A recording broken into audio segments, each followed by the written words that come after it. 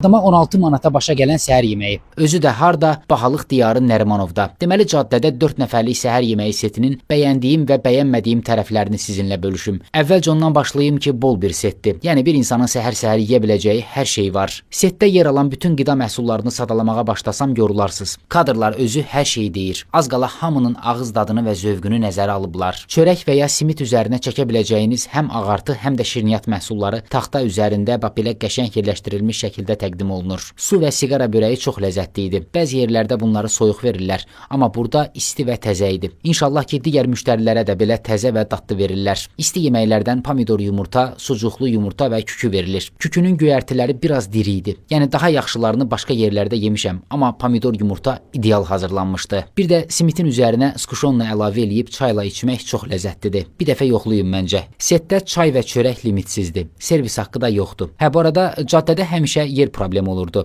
Müştərisi bol, salonu isə biraz balacaydı. Bu ildən sahəsini genişləndiriblər. Ona görə də içərisi indi daha qəşəng olub. Gedəsi olsaz hər ehtimala rezerv etməyi və bu videonu bəyənməyi unutmayın. Təşəkkürlər.